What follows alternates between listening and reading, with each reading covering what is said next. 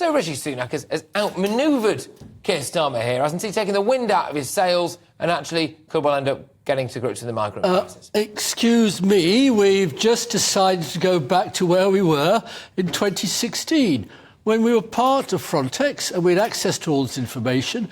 Boris Johnson, David Frost's ultra-hard Brexit deal cut it off, and Rishi Sunak, very sensibly, like on Horizon, like on a number of other issues, is trying to get back, not into bed, but at least sit on the side of the bed with the rest of Europe. It's a good idea. It's nothing. It's not going to make much difference, to be honest. Right, OK. Richard, I'll put that to you as the leader of Reform UK. Is this a capitulation to the Remainers? They were right all along, were they?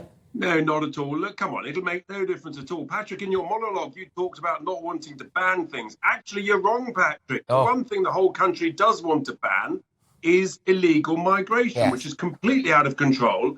And let me tell you, all of these warm words going on in Granada between various leaders will make not a jot of difference whatsoever, because we know the only thing that works is what worked in Australia. You pick up and you take back, which you're entitled to do under international treaty law. Otherwise, nothing will happen, nothing will change. Suella Braverman talked about a hurricane of migration coming across from Africa and other nations. And this hurricane will blow like a brutal, brutal storm until we lead the way, we pick up, we take back to France, and then the EU leaders learn from our leadership, learn from our lesson, and do exactly the same across the Mediterranean. At that moment, they're stopped. Then you can get to grips with the causes of illegal migration in Africa and other nations. All right, Dennis, for years, Britain was more worried about illegal migration than our continental friends, and now, after we've left, they finally decided to take it seriously. Excuse me, talk to Marine Le Pen, talk to Matteo Salvini. How many names do you want me to read out of European politicians who sound just like Richard, just like Nigel, about immigration? Now, Richard's idea, yes, if the nearest island to us was about 1,000 sea miles away, and little boats came, we could intervene them 500-600 miles away in open waters and put them on another island. They're not sent back. You're not going to get France sort of taking, with the Royal Navy, with our aircraft carriers that don't even have airplanes on them now, taking back these migrants into France. Dear Dennis.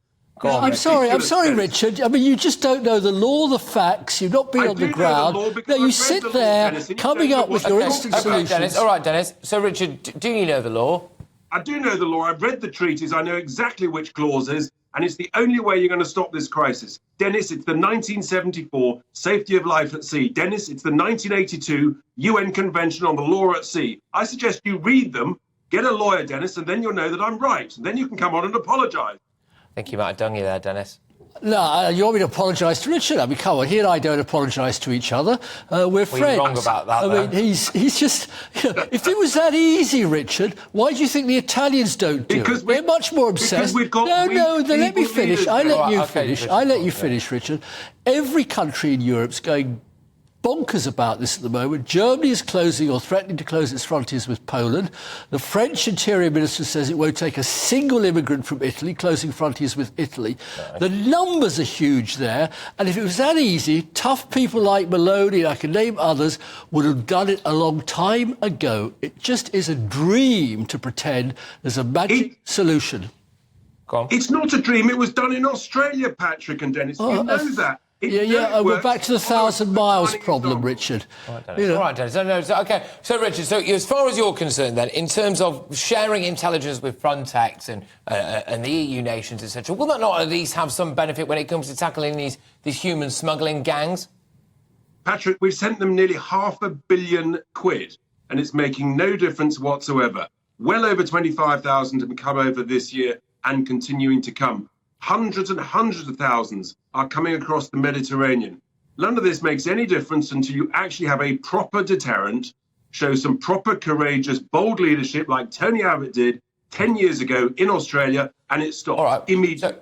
So, Dennis, let's say that we, by the way, it looks like no matter which party ends up winning the next general election, we're going to do whatever it is that Rishi Sunak's about to sign, some kind of deal with Frontex, intelligence sharing, etc., and a more continental-wide approach to tackling migration. So that looks like that's about to happen almost definitely. If that doesn't work, Dennis, then what do we do? Then our only option would be to turn back the boats, wouldn't it?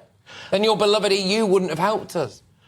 Another question, my beloved EU. We're going to go back to what we had before. You have a number of colleagues who've served in the immigration service on your show, different GBNews shows, and they all agree. If any, these actually are the professionals, and they tear their hair out because there's such mass people movement, and it's literally unstoppable with sort of fantasies that we've got. Well, what's stopping it? Well, so you don't think this. So the one point of agreement between both of you, as far as I can gather, is that neither of you think this is going to work, Dennis. Well, I think what we started to do with the French cops now, with very sharp knives and axes, the moment they see any of these Zodiacs, they just cut them up.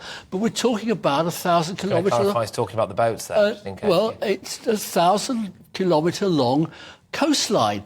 Rommel had the biggest army in Europe, and he couldn't stop the invaders arriving in June 1944. We just have to grow up. There are reasons to sort out why so many people come, why William Hague and David Cameron created failed states in Libya and Syria, Tony Blair in Iraq and Afghanistan. Look into a little bit of that.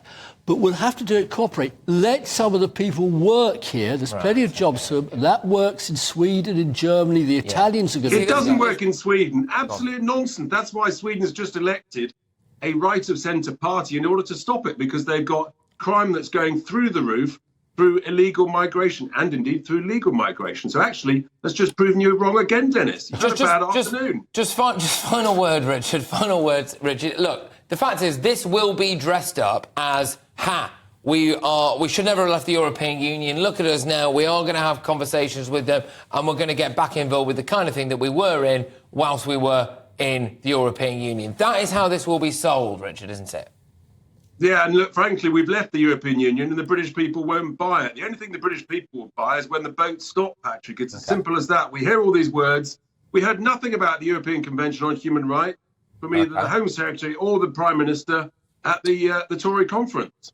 All right, look, both of you, thank you very much. Good